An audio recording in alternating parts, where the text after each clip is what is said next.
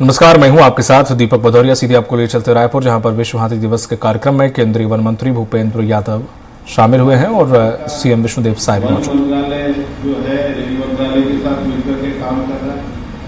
अभी आसाम में तो शायद वो हो भी गया है कि हमारी जो दापोली बिल में पीछे से रानी सेंचुरी से हाथी आते थे, तो ये पहली बार ऐसा हुआ है कि रेलवे विभाग ने अपना जो नया अलाइनमेंट बनाया है उसमें हमारे जो विशेष रूप से हम किस प्रकार से विकास के दौर में अपने वन्य जीवों को और विकास को इस इंफ्रास्ट्रक्चर डिजाइन में कैसे शामिल कर सकते हैं, उसके लिए कार्य किया है। मेरा ये कहना है कि अभी ये जो विषय है मैन एनिमल कॉन्फ्लिक्ट का काफी संवेदनशील है और इसके लिए हम लोग संयुक्त रूप से सभी डिपार्टमेंट के साथ सर्वेक्षण कर रहे हैं और एक डिजिटल डैशबोर्ड भी हमारा हो जाए ताकि एक मॉनिटरिंग के सिस्टम को अच्छा कर सके। विशेष रूप से रेलवे में जो क्रॉसिंग के विषय है, ओवरपास के विषय है, अंडरपास के विषय है, उसमें इस संघर्ष को कम करने के लिए हम लोग एक सुनिश्चित तरीके से काम कर रहे हैं।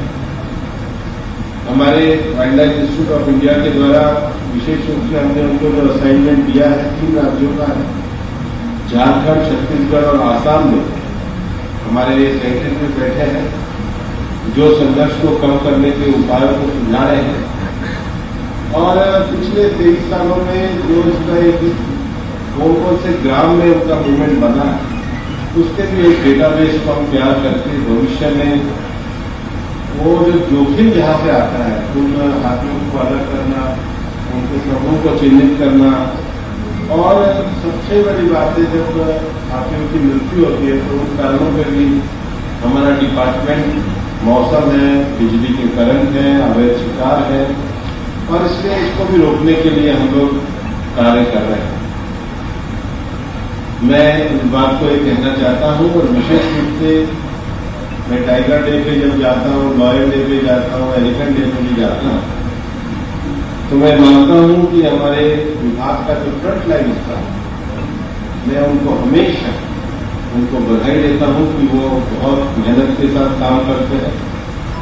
और मैं बात रिकॉर्ड करना चाहता हूँ कि हमारी जो स्टीयरिंग कमेटी की जो हमारी मीटिंग है, इसको हम ज्यादा अच्छे तरीके से काम करते हैं। बीच में न्यायालय के निर्णय भी है और उसको भी आगे करने का काम कर रहे हैं।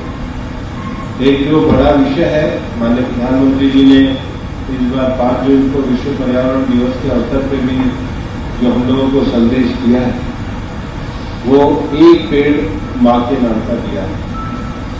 ये धरती पे हमें 2 लोगों के प्रति हमेशा कृतज्ञ रहना चाहिए। एक अपनी माँ के प्रति, क्योंकि मनुष्य होने के नाते हमारे को जिन्होंने जन्म दिया, उस माँ को मनुष्य के रूप में जन्म दिया, हमें हमेशा अपनी माँ के प्रति कृतज्ञ होना चाहिए। और उसके बाद माँ के जन्म देने के बाद आप जो इस धरती पर रह रहे हैं, अभी भी खूब टेक्नोलॉजी में तरक्की करने के बाद मनुष्य अनाज नहीं बनाता, तो जो हमारा भोजन आता है वो प्रकृति से आता है। हमारा मेडिसिन का जो अंतिम जो कंटेंट है वो प्रकृति से आता है। धरती पे मनुष्य के लिए ऑयल और एनर्जी धरती से आता है।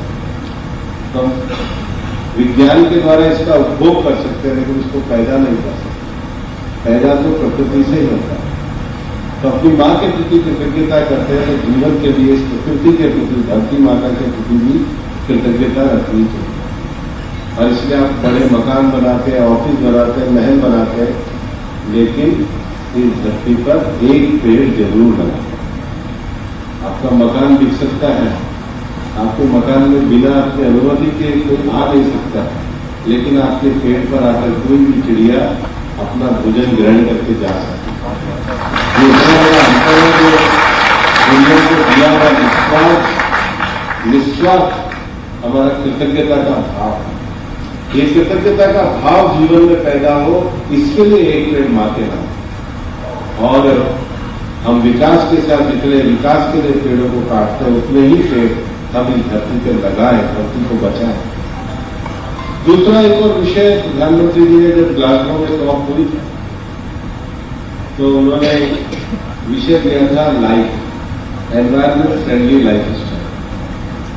एनवायरमेंट फ्रेंडली लाइफ स्टाइल में हमने 7 आयाम चुने हैं और अभी मैं IIT में दिल्ली में गया था, लगभग 47 इंस्टीट्यूशन के 1100 बच्चे आए थे। अभी बाकी जगह में हमारा कार्यक्रम चल रहा है आइडिया फॉर लाइफ। हम बिजली तो पैदा करते हैं लेकिन उसका सही तरीके से उपयोग कैसे करें, ऊर्जा की बचत कैसे करें। आपका छत्तीसगढ़ का जब ट्रिप शुरू हुआ तो उसमें सबसे पहले आपने छत्तीसगढ़ में गौरव किया नदियों को देखा।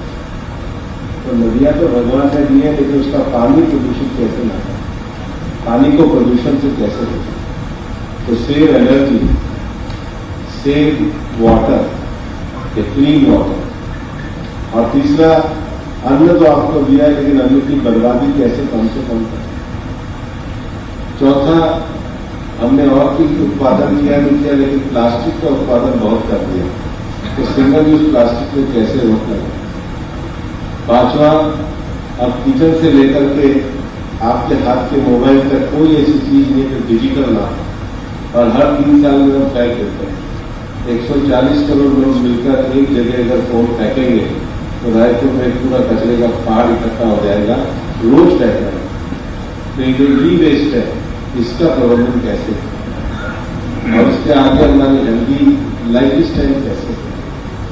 और इसके लिए हमने कहा है कि ये जो आने वाली पीढ़ी के सामने ये जो सबसे बड़ी चुनौती है, ताजा हवा की, एनर्जी को बचाने की, अच्छे फूड की, अच्छी लाइफ स्टाइल की, प्लास्टिक के वेस्ट की और डिजिटल वेस्ट, ये सब चीजों के लिए हमने कहा आइडियाज फॉर लाइफ होने चाहिए।